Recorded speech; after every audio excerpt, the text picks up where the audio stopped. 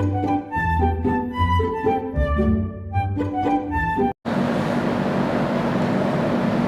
morning dear friends, welcome back to my channel that is Mind Your Science।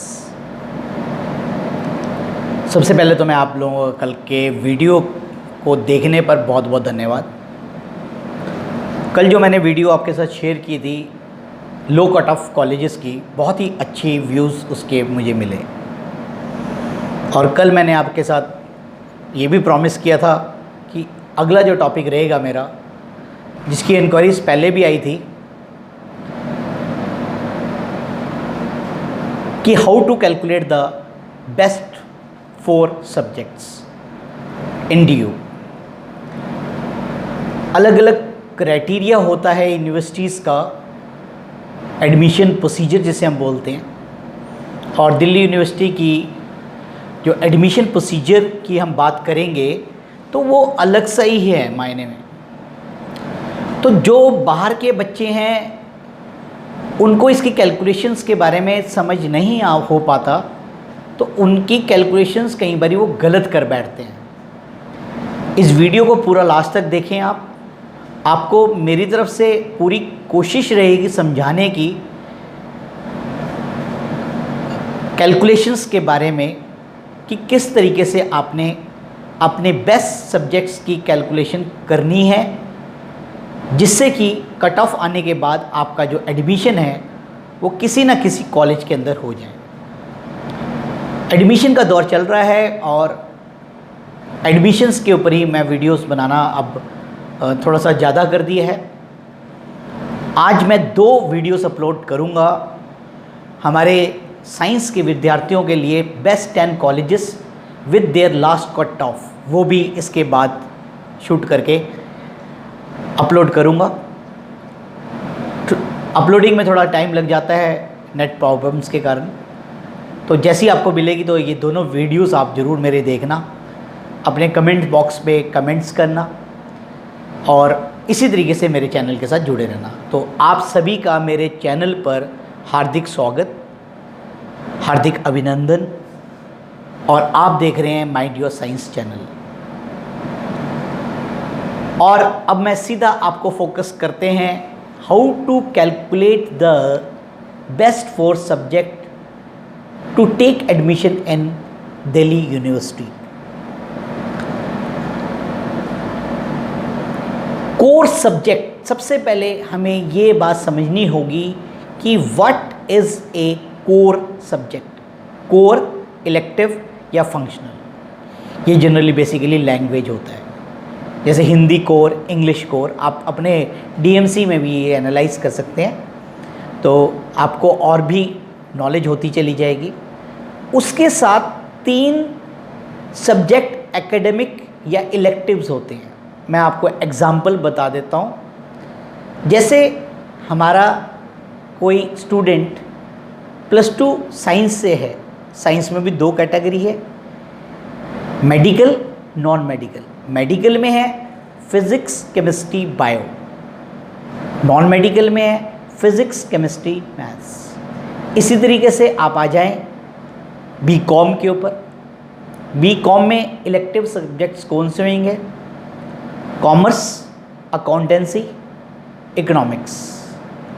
Economics की जगह कुछ बच्चे mathematics भी ले लेते हैं, वो कॉम्बिनेशन के ऊपर डिपेंड करता है कि भाई स्कूल में कौन से ऑप्शंस दिए गए हैं। तो आपको अब समझ आता होगा कि क्या होते हैं elective subject and what is the core subject. अब रहेगी बात हमारी BA की। BA में तो बहुत सारे सब्जेक्ट्स हैं बच्चों, हम मेन बात कर लेते हैं जैसे political science, history, public ad, geography, sociology, etcetera etcetera etcetera. तो ये हमारे इलेक्टिव सब्जेक्ट हुए। यहाँ तक आपको अंडरस्टैंड हो गया होगा। अब हम इसके बाद जो मेन फोकस है वो आपको जो समझनी है दिल्ली यूनिवर्सिटी की, that is what is list A। जैसी कट ऑफ आती है तो आपने कॉलेजेस की लिस्ट A चेक करनी है। लिस्ट A के अंदर अगर वो सब्जेक्ट उस कॉलेज ने मेंशन किया है, तो आप जब बेस्ट ऑफ 4 कैलकुलेट करेंगे तो अगर वो आपने उसको इंक्लूड किया है तो तुम्हारी परसेंटेज ठीक कैलकुलेट हो जाएगी मतलब वो जो आप कैलकुलेट करोगे वही मानी जाएगी। अगर वो सब्जेक्ट लिस्ट ए में नहीं है then there will be deduction of 2.5%। बहुत होते हैं 2.5%। तो सब्जेक्ट का जो कॉम्बिनेशन है वो लिस्ट ए को देखकर ही आप अपनी फिल करें। तो ये कैसे है, मैं एक आपको एग्जाम्पल बताता हूँ कि भाई कैसे आपने करना है। देखिए ध्यान से, जो फर्स्ट कट ऑफ लिस्ट आएगी उसकी लिस्ट ए हर कॉलेज की चेक करना है कि उसमें वो सब्जेक्ट जो आप एंटर करने जा रहे हो अपनी बेस्ट ऑफ 4 कैलकुलेट में वो उसमें मेंशन है या नहीं। अगर है तो देन यू आर ओके, अगर नहीं है then your marks is going to be deducted by 2.5%। कैसे कैलकुलेशन करेंगे, एक एग्जांपल मैं आपको दे रहा हूँ। ये सारी कैलकुलेशंस मैं बोर्ड पे भी समझा सकता हूँ, लाइव वीडियो भी बना सकता हूँ, लेकिन ठीक है आप नीचे मैं कैलकुलेशन कोशिश करूँगा जितनी मेरे से हो पाती है वो उतनी ही मैं कर पाता हूँ। कोशिश करूँगा आपको समझाने की। अब प्रैक्टिकली आप नोट करें, एक एग्जाम्पल जनरल एग्जाम्पल है। सपोज एक प्रोग्राम के लिए करूँगा, एक ऑनर्स के लिए प्रोग्राम। आर्ट्स की बात करते हैं, 4 सब्जेक्ट्स हम ले लेते हैं, history, geography, political science and home science.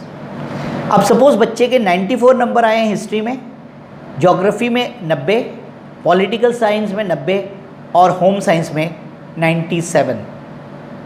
अब उसने नेचुरल सी बात है इसलिए होम साइंस जोड़ा है क्योंकि उसमें होम साइंस में उसके सबसे अधिक नंबर हैं।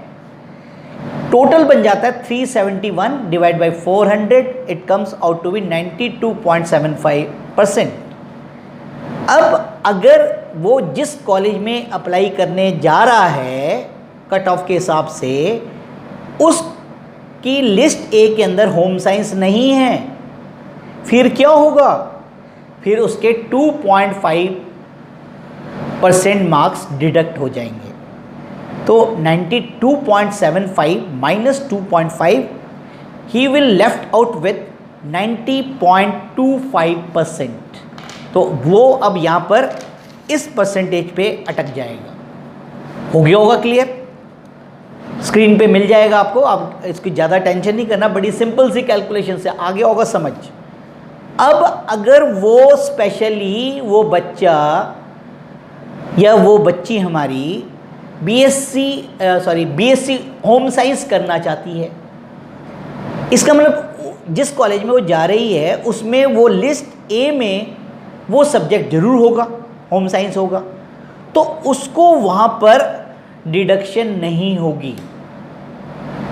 तो अब आपको समझ आ गया कैसे लिस्ट ए से आपने अपने सब्जेक्ट का चयन करना है कि आपकी डिडक्शन 2.5% ना हो। वो मैंने आपको प्रैक्टिकली एग्जांपल से समझाया।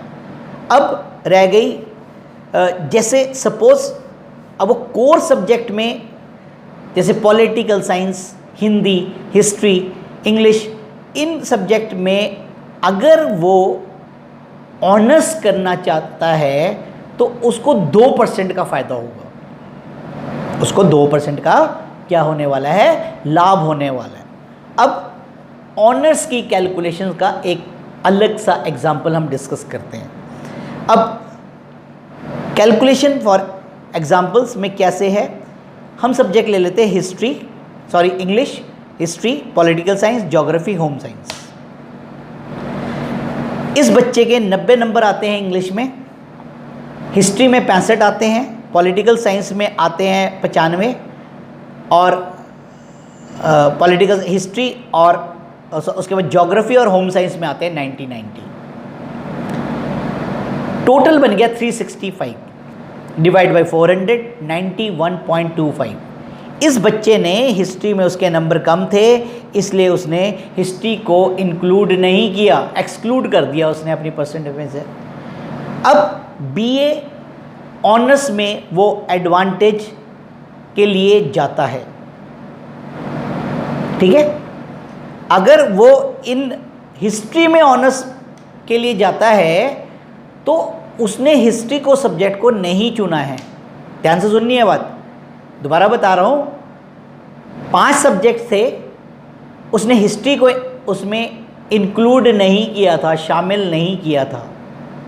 अब वो बीए ऑनर्स में जा रहा है एडमिशन लेने, हिस्ट्री उसने नहीं चुनी है, तो वो ऊपर वाले विषय जो उसने पढ़े, English, political science, geography, home science, अगर इसमें वो ऑनर्स करता है तो उसको 2% का लाभ होएगा।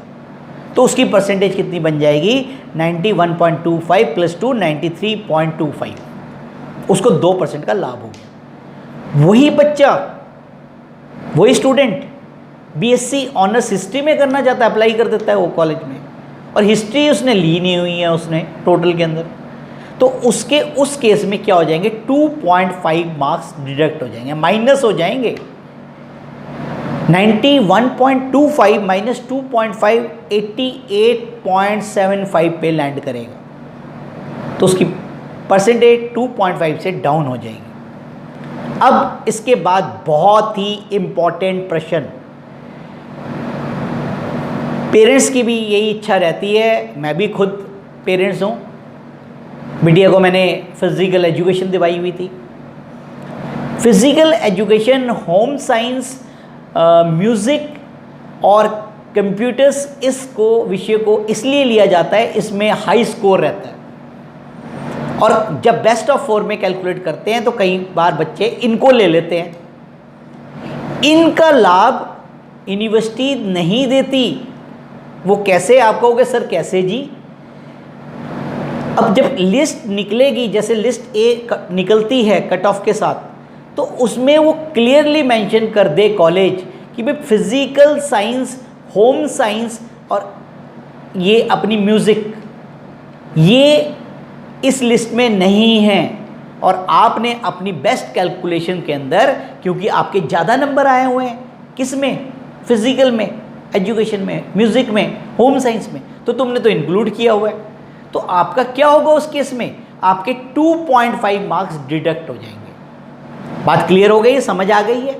लेकिन अगर बच्चा फिजिकल एजुकेशन ही आगे पढ़ना चाहता है, या होम साइंस ही पढ़ना चाहता है ऑनर्स में, मतलब सिंगल सब्जेक्ट के अंदर, और म्यूज़िक में ही आगे जाना चाहता है, तो उसको 2% का क्या होएगा? लाभ होगा।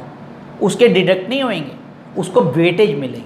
तो अब आपको कैलकुलेशंस जो है बिल्कुल सटीक कैलकुलेशंस, एक्यूरेट कैलकुलेशन समझ आ गई होगी। Clearly understood I think you all. फिर भी कोई डाउट रहेगा तो कमेंट बॉक्स में करना। मैं फिर से जितनी, देखो मैंने कल भी बताई थी, जितनी मेरे से नॉलेज गेन होती है मैं आपको आगे ट्रांसफ़र कर देता हूँ, ठीक है? और जैसे जैसे क्वेश्चंस आएंगे, क्वेरीज आएंगी, तो मेरी नॉलेज और इम्प्रूव होएगी, मैं आपके साथ शेयर कर दूंगा। अब स्ट्रीम चेंज का भी इसमें दिल्ली यूनिवर्सिटी में फंडा है। अब इसमें कुछ कॉलेजेस 2 से 5% मार्क्स डिडक्ट कर देता है स्ट्रीम चेंजेस के अंदर, बट वो आपने उसकी गाइडलाइंस में जाना है, सारे कॉलेजेस में नहीं है ऐसा, ठीक है? वो पर्टिकुलरली कॉलेज मेंशन करेगा कि if in case you changes your stream then there will be deduction of this percentage of marks, तो उस कॉलेज को आप अवॉइड करें अगर आप ऐसे कोई स्टूडेंट है जो कि स्ट्रीम चेंज करना चाहता है, तो वो they should avoid this thing. कल भी एक हिमाचल से बड़ी अच्छी क्वेरी आई मेरे उसमें कमेंट बॉक्स में, आपके साथ शेयर करता हूँ। पीयू में उसका एडमिशन नहीं हो पाया था, बहुत ही ब्रिलियंट स्टूडेंट थी, 10th में जीपीए 10/10 थी, और उसके बाद नाउ साइंस में नहीं होने के बाद then she is pursuing in arts because her aim is to clear the IAS, UPSC का एग्ज़ाम क्लियर करना चाहती है वो हमारी बच्ची, ब्रिलियंट बच्ची है। उसने कल बहुत ही अच्छे मेरे को कमेंट्स लिखे, आई ऑल्सो रिप्लाइड, जितना भी मेरे से होता है मैं रिप्लाई करता हूँ। ये बात इसलिए शेयर कर रहा हूँ, स्ट्रीम चेंज की बात, she is studying in Himachal university, तो वहाँ पर ऐसा फंडा नहीं है, बट दिल्ली यूनिवर्सिटी में स्ट्रीम चेंज करने के लिए भी आपके नंबर डिडक्ट हो जाते हैं। तो इसलिए be conscious about the college who deduct your marks on stream change, otherwise you will land up with lesser percentage. तो जो मेरे साथी देख रहे हैं, हिंदी में मैंने बता दिया, अब मैंने इंग्लिश में थोड़ी सी बता दी, तो समझ गए होंगे भाई कि अगर आप स्ट्रीम चेंज करना चाहते हैं, स्ट्रीम चेंज का मतलब होता है साइंस से कॉमर्स, कॉमर्स से आर्ट्स, तो कॉलेज चयन करने से पहले इस बात को ध्यान दें कि आपके कहीं मार्क्स कम तो नहीं होने वाले हैं, नहीं तो ओवरऑल मेरिट आपकी क्या हो जाएगी, कम हो जाएगी, परसेंटेज। और जहां आपका एडमिशन आराम से होने वाला था, वहां पर आपका क्या हो गया, इस एक नए प्रॉब्लम के कारण कम हो गया। तो इसी के साथ ही अब ये मैं वीडियो यहीं पर ही क्लोज करता हूँ, क्योंकि ज़्यादा लंबी वीडियोस नहीं देखते, क्योंकि डिस्कशन है। अब मैं इसको बहुत शॉर्ट में भी नहीं भगा सकता, कुछ बताऊँ ही ना, बस चलो ये बताई वो बताई ख़त्म, ऐसा भी नहीं। मैंने आपको एग्जांपल्स पुट अप किए प्रोग्राम के लिए, ऑनर्स के लिए। कैलकुलेशन स्क्रीन के ऊपर कोशिश पूरी करूँगा डालने की, क्योंकि I am also a new to the YouTube, तो अभी मुझे इतने फंक्शंस नहीं आते हैं, क्लियरली बताना चाहिए मुझे। फिर भी जितनी कोशिश होती है मैं करने की कोशिश करता हूँ। आई एम ऑलवेज ट्राइंग, और life is always learning, you know. और अब अपकमिंग जो मेरी अगली वीडियो आज ही बनाऊंगा वो हमारे साइंस के विद्यार्थियों के लिए हो। That will be the, I think, बहुत ही बेहतरीन, ये भी बहुत बेहतरीन वीडियो है, और अगली वीडियो भी बहुत ही इंटरेस्टिंग आने वाली है। और उसके बाद फिर अगले विषय पे हम चर्चा करेंगे, तो बात कल करेंगे। तो तब तक के लिए घर पे रहें, सुरक्षित रहें, चैनल देखते रहें, और आप लोगों के सहयोग से ही चैनल की जो ग्रो होती है। कमेंट्स ज़रूर करें, जिससे कि मैं कोशिश पूरी करता हूँ अपने कमेंट्स के रिप्लाइज़ को देने की। अब मैं काफ़ी कोशिश कर रहा हूँ, ठीक है। पहले वीडियोस में काफ़ी ज़्यादा टाइम लग जाता था, अभी मैंने नीट का जो जेई की प्रिपरेशन की जो क्लासेस थी वो मैंने ऑफ़ कर दी हैं। अभी एडमिशन्स का टाइम चल रहा है, तो एडमिशन के रिगार्डिंग बच्चे वीडियो देख रहे हैं, तो वो मैंने अभी ऑफ़ किए हुए हैं। तो जैसे ही एडमिशन्स क्लोज हो जाएंगे, then I will start NEET and exam. बाकी रेगुलर मेरी जो क्लासेस हैं, केमिस्ट्री क्लासेस, वो तो रेगुलर ऑन है, वो रेगुलर मैं वीडियोस डाल रहा हूँ। तो इसी के साथ ये अब मैं आप लोगों से इजाज़त लूँगा। घर पे रहें, सुरक्षित रहें, और चैनल को देखते रहें। Thank you for watching my channel, that is mind your science.